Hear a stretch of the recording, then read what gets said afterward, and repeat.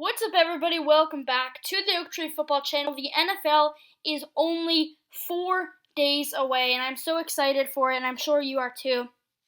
So today, I'm going to be continuing my predictions.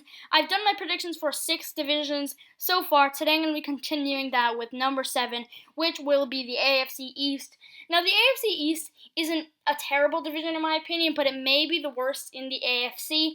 I don't think it's terrible, but there definitely are some worse teams in it, which I'll talk about later. But without further ado, let's get into it. Starting it off with number 4. At number 4, I have the New York Jets coming in with a 3-13 record. Now, I thought the Jets may be able to do okay this year. I never thought they would be a playoff team, never thought they were going to be that good, but I thought maybe they could win 5-6 games. Then they traded Jamal Adams, and I just don't see it anymore. This team definitely does have some bright spots, but it has some serious weak spots, and I think this team is weaker than a lot of other NFL teams. Starting it off at quarterback, they have Sam Darnold. I don't think Darnold is a bad quarterback.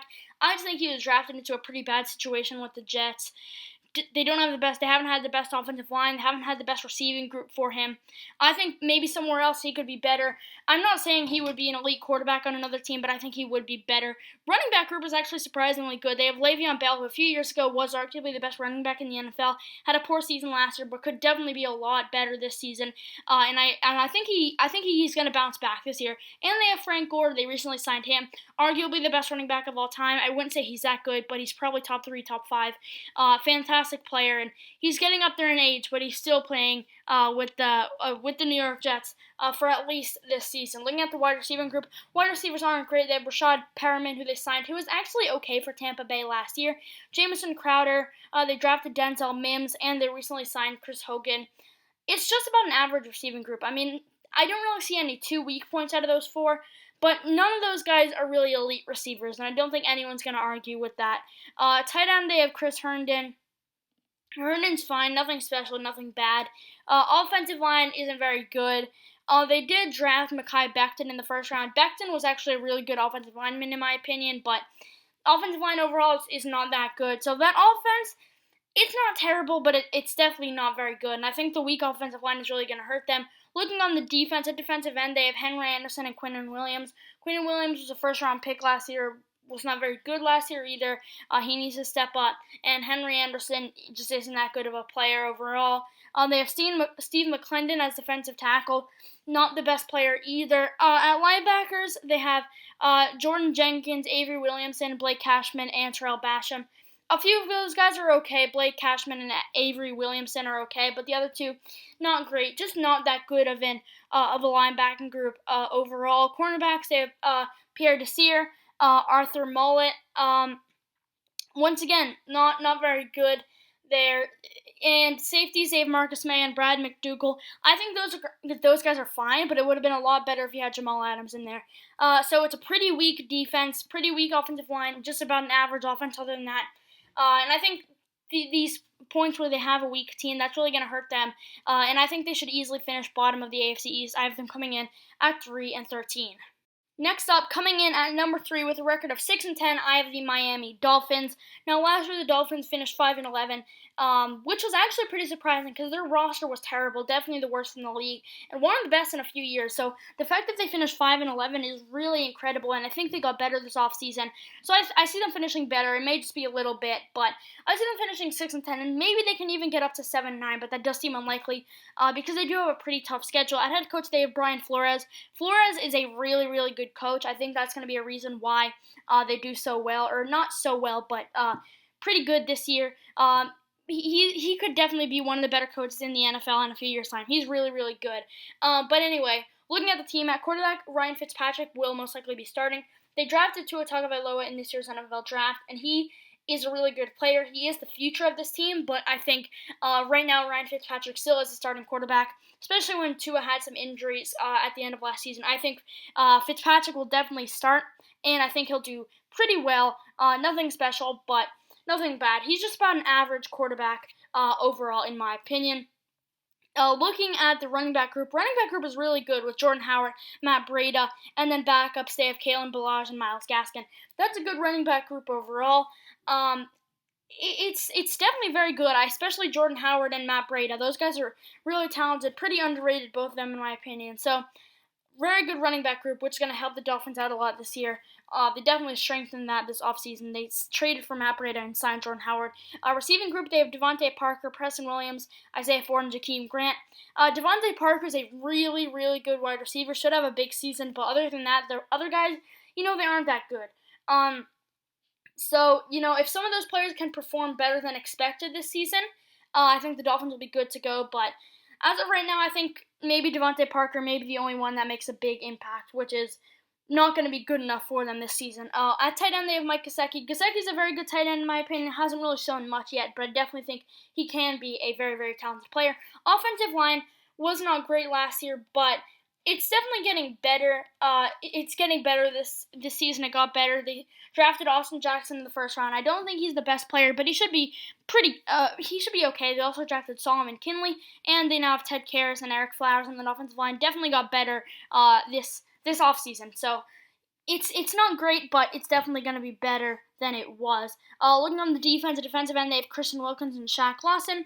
None of those guys are incredible, but they're pretty good players. None of them are bad at all. Defensive tackle, they have Devon Godshaw. Linebacking group is pretty good. Andrew Van Ginkel and Kamu Grugier-Hill, but the main players in that linebacking group is Landon Roberts and Kyle Van Noy. Those guys are really, really good. They were teammates at New England and now they're teammates in Miami. Those guys are really going to help this team out, especially Kyle Van Noy. Van Noy is a really, really good linebacker, and he should be pretty good for the Dolphins this year. They should be very happy that they were able to sign him. Looking at the secondary, at the cornerbacks, they have Xavier Howard, Byron Jones, and Noah Igbenogany, who they took in the first round of this draft. Byron Jones was a fantastic signing. Xavier Howard was a great cornerback a few years ago, and I really like Noah Igbenogany coming into this year's draft. All those guys can definitely be very, very good cornerbacks. Maybe not so much Igbenogany, but I still think he'll be good. And at safeties, at free safety, they have Bobby McCain.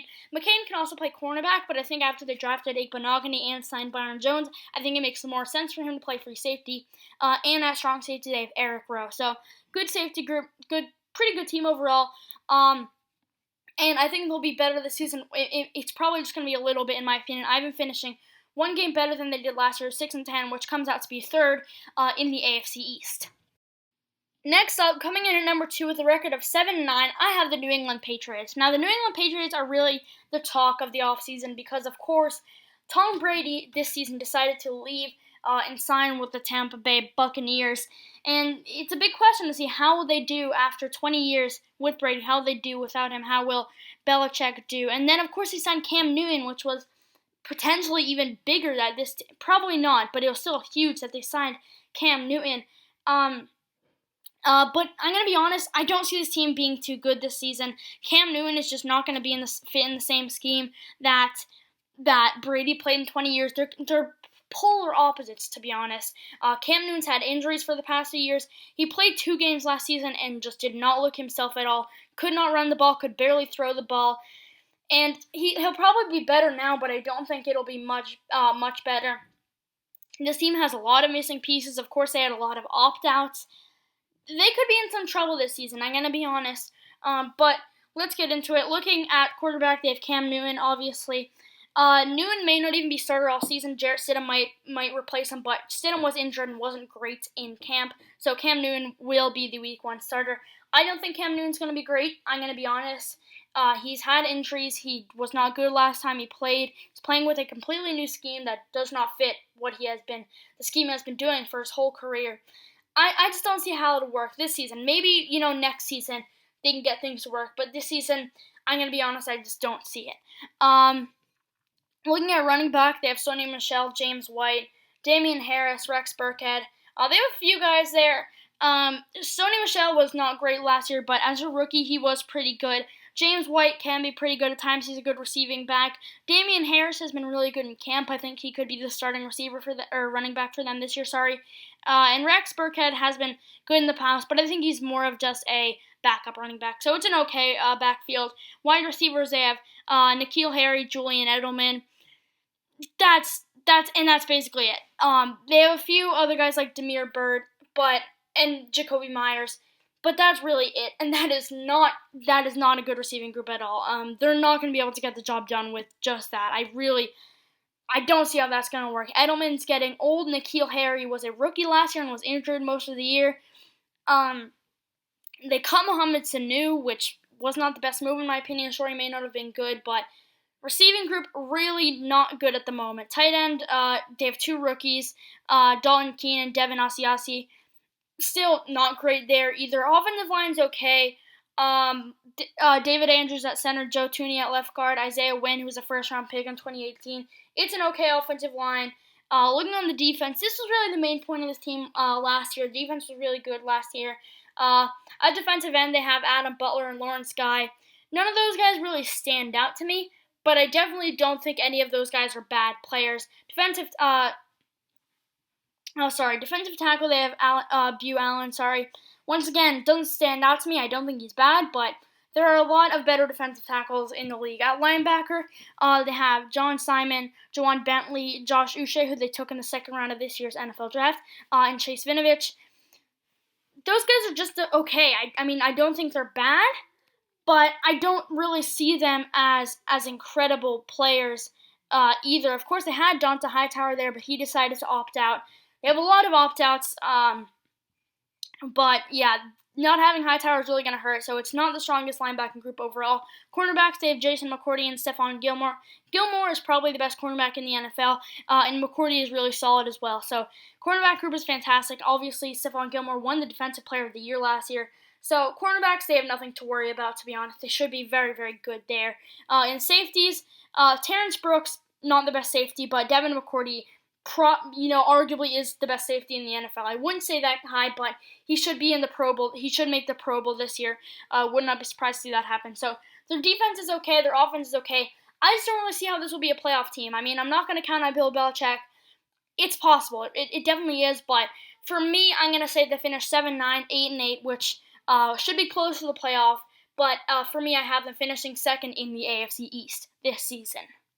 And finally, at number 1, coming in with a record of 11-5, I have the Buffalo Bills. In my opinion, Buffalo Bills are clearly the best team in this division. I don't think it's really close, and I would be shocked to see the Bills not win this division. This team is really, really good. It definitely got better this offseason with signing Stephon Diggs. That was huge for them. They made a few other good moves. They should be really good this season, in my opinion. Starting it off at quarterback, they have Josh Allen. Allen hasn't been the best in his career so far. He hasn't been the best quarterback. He's been an okay player, but, you would definitely want a better quarterback. But I think he could definitely be better this year because he hasn't really had the best receiver so far in his career. This season he has Stephon Diggs, was a first-round pick a few years ago, Allen was a first-round pick a few years ago, and finally getting a really, really good receiver that's really going to help him out. And I don't think he'll be a Pro Bowl talent, but he can definitely get a lot better this season, in my opinion. Running back, they have Devin Singletary. Singletary is good, and the backing him up, they have Zach Moss, who the former Utah running back. He was really good in college last year. So it's a solid running back group.